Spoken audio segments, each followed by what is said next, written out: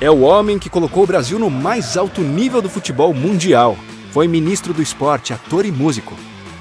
Foi homenageado em canções de Tom Jobim, Caetano Veloso e Chico Buarque. O Rei Pelé foi único, para muitos o melhor que já existiu. Vamos a este ranking de curiosidades de um dos deuses do Olimpo do futebol.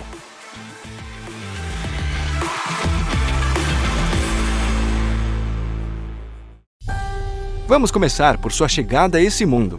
Apesar de algumas fontes citarem que isso aconteceu em 21 de outubro de 1940, como descreve sua certidão de nascimento, a verdade é que Pelé nasceu dia 23. Parece que o funcionário do Registro Civil do município de Três Corações se distraiu e anotou errado. No entanto, o rei festejava seu aniversário em 23 de outubro.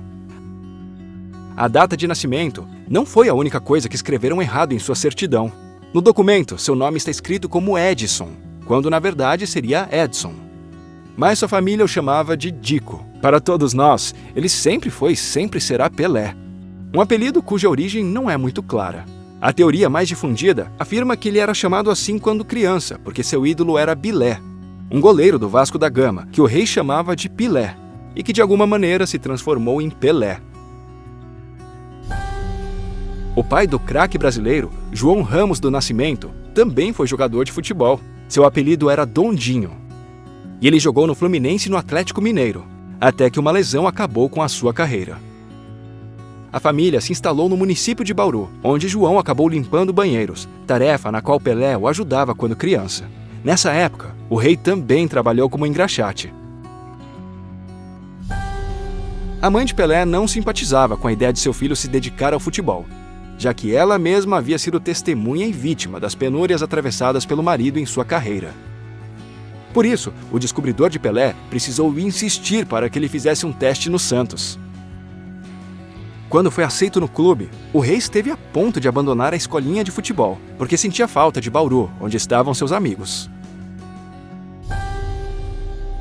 Aos 17 anos, quase fechou com o Valência, mas o clube se inclinou para outro jogador, Walter Marciano, que tinha uma trajetória maior e que faleceu em um acidente 3 anos após assinar o contrato.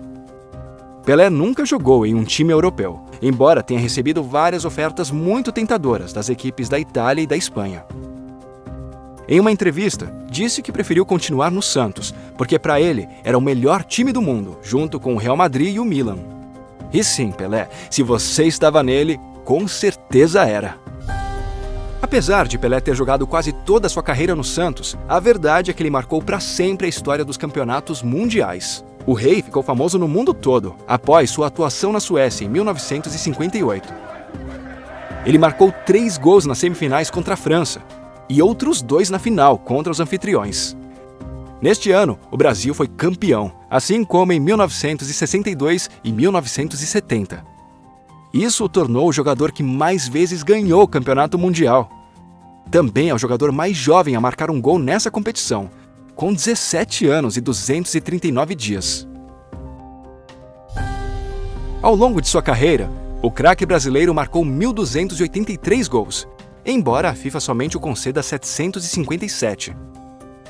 Cerca de 400 deles foram marcados com a perna esquerda, apesar de ser destro. Com a direita ou canhota, Pelé é o maior goleador da seleção do Brasil. Ele não foi somente um número 10 inesquecível, mas também ocupou o gol em 4 ocasiões, em 59, 63, 69 e 73. A mais lembrada foi nas semifinais da Copa do Brasil de 1963, com o Santos, que enfrentava o Grêmio de Porto Alegre. A partida estava 4-3, quando no minuto 86, Gilmar, o lendário goleiro do Santos, foi expulso e não havia mais mudanças permitidas. Então, Pelé foi ao gol. Diz a lenda que ele defendeu 2 chutes com cara de gol, dando a vitória ao seu time, que foi para a final e venceu.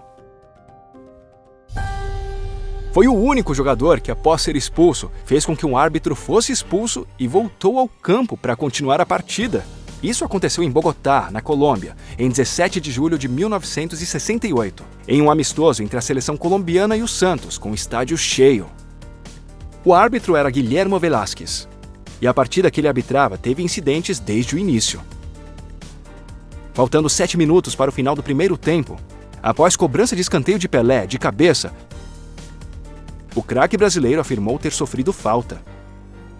Mas Velásquez não cobrou nada e o rei começou a insultá-lo. O árbitro decidiu expulsar o jogador que saiu de campo.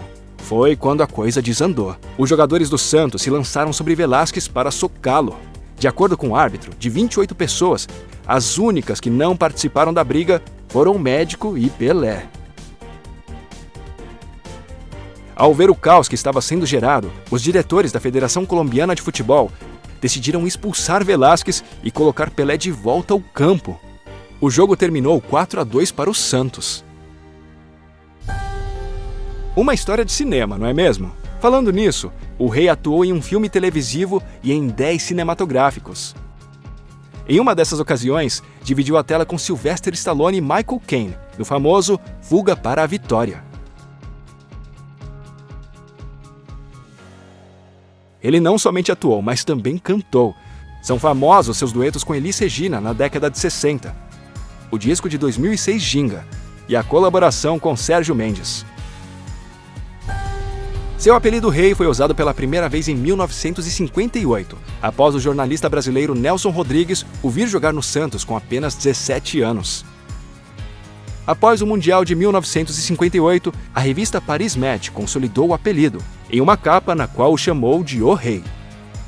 E essa foi uma coroa que lhe serviu muito bem e que ele tanto soube usar.